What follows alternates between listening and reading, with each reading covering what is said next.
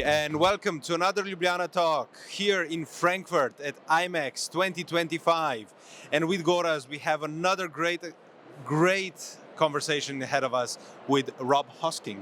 Thank you. Rob, you are an ex-police officer, and nowadays you help teams to be better based on your experience as a police officer. Yeah.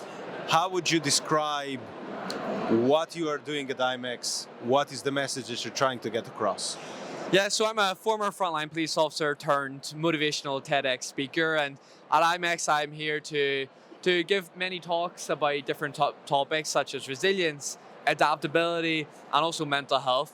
Three big things that people in the event industry will be suffering from in many different ways. They need to have better resilience. They are voted one of the most stressful industries to work in. Mm-hmm. So they need to have a better relationship of how they can handle stress and also their mental health. So it's all comes in together, and all three of these things kind of work together. So still, today and yesterday, all about getting that message out there and help people.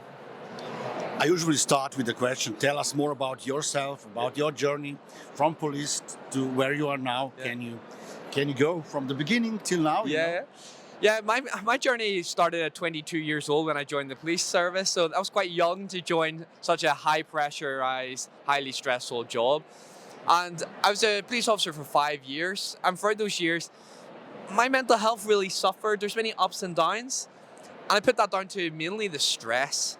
Not because I couldn't handle stress, it was because the stress was chronic and it was excessive to the point where there was no coping mechanisms for us. And the coping mechanisms that there was, we didn't use because there was a stigma. There was a stigma in this organization about admitting that you were stressed out. And when you don't admit that you're stressed out, you then don't get the support. You don't get the help that you need. So that's why the stress impacted me, rather than because it was just a stressful job. It's because the lack of support and the lack of psychological safety. So I talk a lot about psychological safety now, and it's so important in workplaces and even in our personal lives to create this psychological safe culture where people feel safe to say, I made a mistake, where people feel safe to say, I need support. So my journey was kind of hitting rock bottom, getting back up again, and then a last ever shift, which just kind of changed my life. So my last ever shift, I witnessed a 21-year-old male take his own life. And then 5 hours later, my colleague died of a heart attack in front of me. So it was a shift of all shifts, so to speak. Mm-hmm. But it taught me a lot about myself and taught me a lot about what I needed to do. So I followed this passion of motivational speaking, and here I am today. Amazing. Is there a difference? You came from a man's world, to a kind of woman's world, here. Is there a difference, in your opinion, between attitude towards what we talked before between men and women?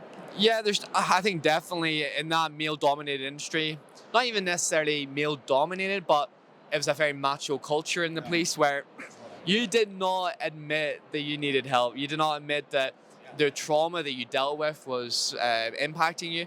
And here, obviously, the similarities is that it's still a stressful job. I think in general, women are better opening up in general. But even in a high pressurized environment like the event industry, they feel like they don't have time to take time for themselves. They've got stuff to do. They got the next thing. So there's many similarities with that in the police, whether you're male or female, where you feel like you're there for other people. You feel like you've got a job to do. If you don't do your job, you're not making money. If you don't do your job in the police, people are losing their lives, so to speak. So the pressure, 100%, the pressure is very similar. And I think we deal with it differently, but also similar in many ways. With Gorazd, we've been doing this podcast for 5 years now. And I think there's a topic that kind of floats around with different conversations that we have that kind of comes out. So in the past, there's been sustainability and AI and, this year, I think mental health is extremely kind of the topic that we keep getting back to. This personal wellness, the well-being of, the work-life balance. And you mentioned something before and it kind of resonated. Recognition of stress or recognition that you need help. How would you say you have to deal with that? Yeah, recognition's probably the most hardest thing that you do, but it's the most rewarding thing that you'll do too. It's hard to recognize it on other people, never mind in yourselves. Mm-hmm. But within yourselves, you need to know that we all have a different stress threshold, and your stress threshold will be different to yours, and it'll be different to mine, and that's okay. If I tried to keep up with yours, or you tried to keep up with mine, and vice versa, this is when we get into that problem, because we're seeing other people and say, oh, they're handling this, so I'll handle it too. Recognition of maybe your stress threshold isn't as high as other people's. Being compassionate to yourself to be understand, well, what do I need? Because yes, I might not be able to handle that stressor, but I might just have to look after myself a little bit better to then handle it better. So it's about recognition, recognizing what you need to do. And for me, it's always look at these symptoms. The physical symptoms can be so powerful. The tiredness, the insomnia with your eyes, the complexion, You're on the way there. You're on the way there. I feel it this morning too. Yeah. But these kind of things where you're maybe withdrawn a little bit, changes in behavior. It may be the most subtle changes, but those things where you think, oh, I maybe don't have the energy that I did to do that thing. I don't feel like I want to, or I don't have that drive. They can all be signs where you think maybe your threshold has been breached. Maybe you have to just check in with yourself and it's okay to take a step back, because if you take a step back, you can take 2 steps forward. I'm thinking now, police is completely hierarchical, there is no doubt, there is a line of commands, but then we have on the other side this open, I would say, way of management, a lean organization and so on. Can you say something about it? Is maybe because of this hierarchy, the stress so hard too, I don't know. I'm just thinking. Yeah, people say it's a top-down approach with leadership, and if a leader doesn't admit when they're stressed, if a leader doesn't show any form of weakness, then it gets passed down. And this is why I talk a lot about psychological safety, because no matter what leader you are in an organization, you need to feel that it's safe to say, I've made a mistake. And as a leader, if you say you've made a mistake, imagine how powerful that is to your staff to feel like, wait a minute, maybe it's okay to admit that I've made a mistake. So leaders, whether it's in the hierarchical system or not, they have such a role to play in creating a safe culture where people actually feel safe to say, I need time for myself. When we don't have that, and in the police, they were so bad for that. In the police, they did not want to admit, the higher-ups did not want to admit that they were struggling. So therefore, it was created a culture where you just got on with it. You moved on, you got on with it. But so many other organizations that I see, they're so much better at it. You see the chief in command actually saying, we made a mistake and this is what we need to do. Or look after yourself, because I had to look after myself. That's such a powerful thing, such an easy thing to do, but such a powerful thing, because vulnerability breeds vulnerability. And if you have a leader in an organization willing to be vulnerable, whatever aspect that may be in, your staff are going to be more vulnerable too, and that's so important. When talking about, basically systemic solutions to situations of stress and stress recognition and dealing with stress at an early stage, because we had a conversation before that there is examples where people will say that a burnout is a normal thing, that it's a part of the game, it's normal. And like you said, we have different stress levels and we have different, possibilities of coping with stress. We're very different one to another. What would you say should be systemic solutions within an organization, and how to recognize and how to deal with that stress? So I always put it into the responsibility of the individual too, because you said there about work-life balance earlier. And I actually disagree with that phrase, because we hear it all the time. And when we actually think about it, is there such a thing? Is there such a thing as work-life balance? Because when you're stressed at work, you bring some of it home with you. Of course you do. You may not bring it all, but you bring some of it home. And when you're stressed in your home life, guess what? you bring some of it to your work life. So I always say it's life balance. It's about life, because work life, it is our life. So I always say to people, take the responsibility of understanding what can you do for yourself even at work. Taking a break, taking a lunch break. How many people don't take a lunch break because they're like, I'm too busy to take a lunch break. I need to do this. Make time for yourself during the day, whether that's listening to a podcast on the way to work, going for a walk on your lunch, or at the end of your day, meeting a friend for a walk, whatever it may be. We can always do something for ourselves. So I tell everybody, check in with yourself each day. Ask yourself, what have I done for me? Not your organization, not your colleagues, not your friends, not your family. What have I done for me today and my happiness? That is such a powerful shift. Because see, when we get used to doing this and saying, I've actually done this for my happiness, our stress levels lower. We become more resilient because we're doing the right habits. The daily habits, not the habits we do on the weekends, not the habits we do on our days off. It's the daily habits that matter. It's the daily habits that will increase your resilience and will help you actually bounce back better when stress hits. So I always put the responsibility on other people. Yes, an organization can make sure that they're giving people that time off. Right, your lunch break, this is your lunch break. Take your lunch break. And leaders need to be seen to be doing that too. If you see a leader working throughout their lunch all the time, guess what? That kind of culture creates people thinking, I need to work throughout my lunch. So, but the responsibility is on us too. Very good. Resilience sounds as a hard word, at least to me, how you feel about, how does it feel to you, this resilience concept and so on, Tell us more about that, because, not everybody understands what is resilience. Yeah. Well, I always thought resilience was about bouncing back. We bounce back from difficulty. We go again. And as a police officer, I had to do that every single day. Every single shift, I had to do that. But after that last shift, when I watched my colleague die in front of me, I realized that resilience isn't about bouncing back. It's about bouncing back well. See, there's a significant difference there. Because when I was just bouncing back, I wasn't dealing with my traumas. I wasn't dealing with my stressors.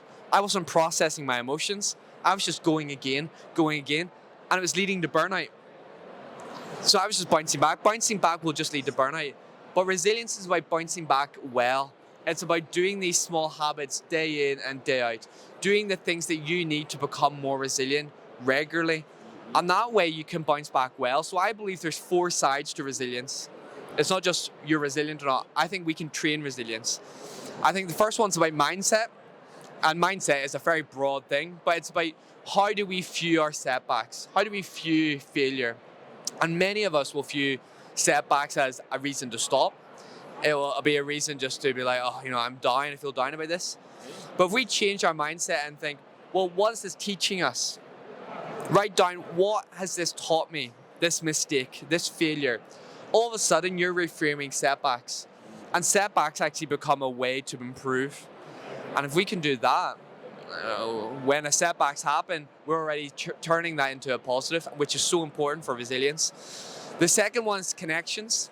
Mm-hmm. We need to connect with people, whether it's your colleagues, whether it's your family, whether it's your friends, because we can become more resilient in the process of connecting with one another in our most challenging of times. This is why, something like IMEX is so good, because you're socializing, you're connecting with like-minded people in the industry.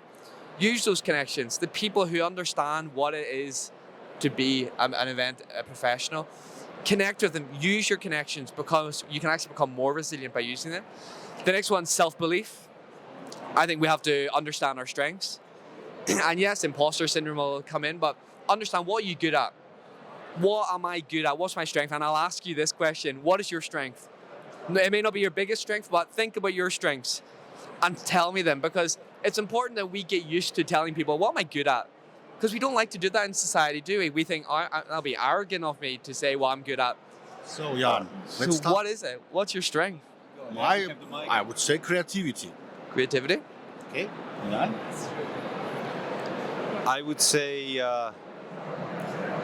finding solutions in stressful situations. Good. Okay. That's good. And see, whenever you will have doubts. I'm sure sometimes you will think to yourself, am I that good at that? But just remember, you've just said it to me, I'm a stranger to you today. Yeah. You know, I'm a new connection to you. If you can tell me that, you can remind yourself of that every single day. When the going gets tough, remember this. This is therapy now. This is It's a therapy. therapy. We're doing therapy, everybody. That's So it. it's Go. Ljubljana Talks therapy. Now, talking about therapy, when you realize that you've hit a breaking point, how did you go to therapy? How did you resolve those issues that were inside untreated? How did you treat them? I did go to therapy. I went to different kind of therapies. I went to a silent counseling session. I went to talking therapies. Some worked better than others, if I'm honest with you. I didn't love the talking therapies, but it was maybe because I didn't connect with the person. The silent counseling session was good because I wasn't ready to speak about my experiences, so it was very good for me. But yeah, it's about understanding what works for you. And that will be a trial and error kind of thing. For me, I was from this military family, so it was very difficult for me to ever open up to anybody, never mind my family. But once I broke down that barrier and was able to open up to the close people in my life, it completely changed my life. Would you connect, you mentioned your family. Would you connect this to a broader context of your origin, the society around you? Yep. Do you think that's a societal thing, or so depending on the culture? Yeah.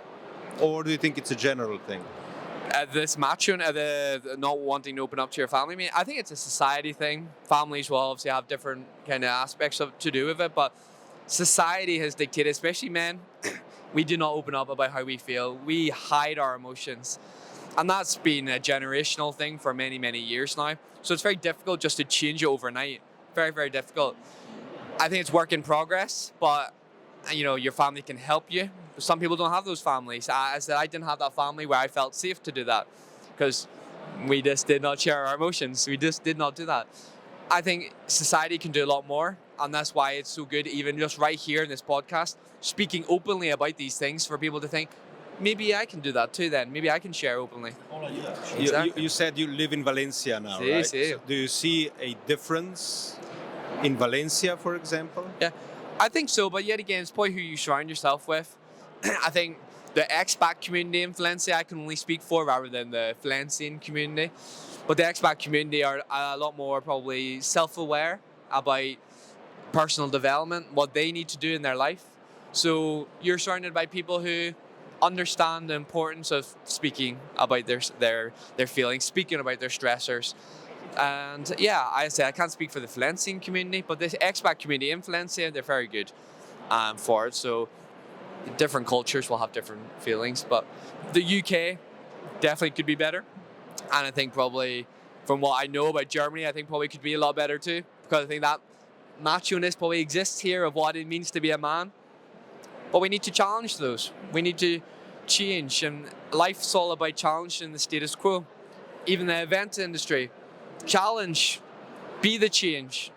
Don't just let the change happen. Why don't we be the change?